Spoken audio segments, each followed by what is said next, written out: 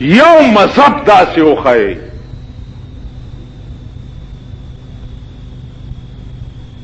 چې ستاسو بزرګانو دعا په برکت سره د دلایلو په جنگ کې ما پاتې راولي. یو مذهب ما ټول مذهبونه کتلي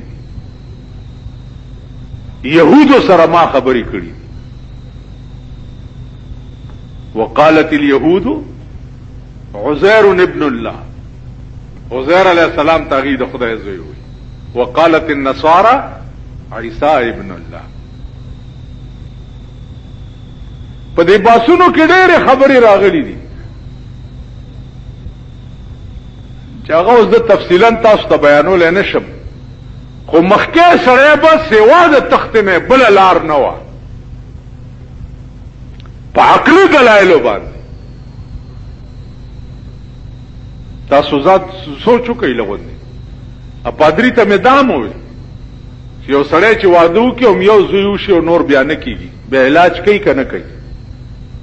ویلی او کوي. خو لندن ته علاج پسې مال لاړ شي چې بچی مې نور نه کېږي. ویلی او دا خدا زمونږ لندن تم راځي خلک بچو علاج ته، نو مال دی خدای پاک نور علاج بیا ونه کو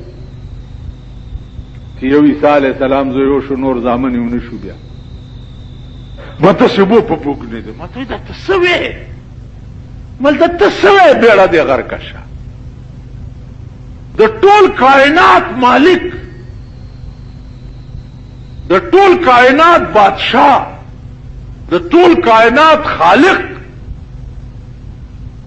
هغه پورې د داسې شی تړلی دی چې په هغې کې ته جواب هم نشي کولی. بیا بس ویل بیا هسې که راځې راځه، خو باس به بیا ما سره نه کړي، ما ځاسې به بیا راځه، بیا باسې ورغلم. ما ویل بیا چې رالې خو چپ به ناست خبرې به نه کړي. د هندوانو دا پنډتان نه دي، دا پنډتان په دې صدر بجلیګر کې زوما دې کاله باړی کې یو مندر دی، په هغې کې د سیتا مهاراج تصویر پروتو او د هندوانو په آخا شپه باندې به هغې ته دبلې غږېدې او د هندوان به ورته ناست و، په سیتا مهاراج به عطرونه اړول. چې عطرونه به اړول نو ما سره بجلیګر کې یو هندو ما هغه ته وی چې که زه اوس ورشم او په دې سیتا مهاراج په دې سر متیازې وکړم نو ما ته به دا بوت څه ووایي؟ ویل یار خدای ته ګوره ایک ہی پیا کہنے وہ ساڑا خدا وے تو تو دے سر تے موتر کرنے. دا واقعہ شوی و د رسول الله صلی الله علیه وسلم په زمانہ کې د کافرو یو بوتو راوی وستو د کوټې نه او بارې کې خو او وی لمبولو پاکې کو انور ته کې خو چې وچ شي نو بیا به کوټې ته نه باسو. په دې کې دا کافر ورته ناستو انتظار کولو چې وچ شي او دوه ګیدړان رااله او خپې اوچتې کې او په دې بوت په سر یې متیازې را پرېښو. چې متیازې را پرېښوي نو یو کافر چې ورته داسې ګوري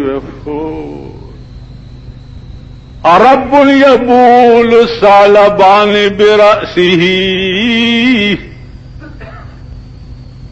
رب یبول سالبان برأسه. داسې شی خدای کېدی شي چې ګیدړانې په سر متیازې کوي.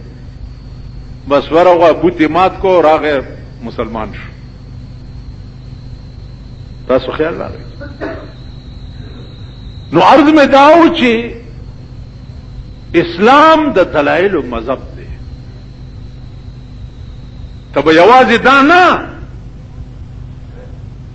چې تب صرف جمعات تراشه او ټیټ پاس بشه او لار بشه کورته مونږ مې او کو یاره ډېر ښه سړی دی، ډېر مونځ ګزار دی، داسې مونځونه کوي چې دا محرابي سورې سورې.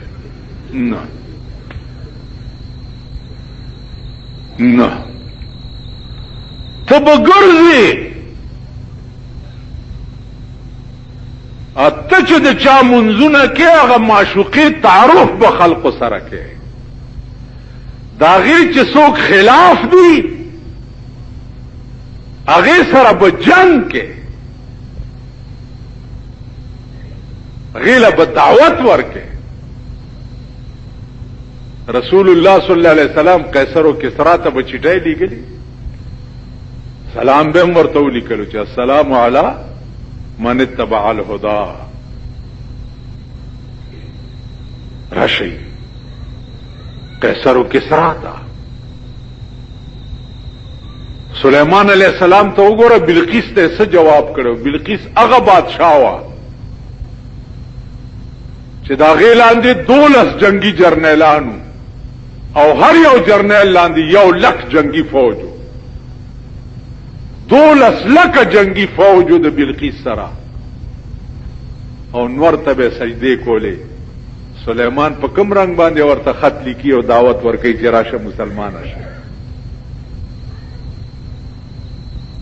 عزیزانو نن ستا په کلی او په مالت کې مونږه چاته دا نشو ویلي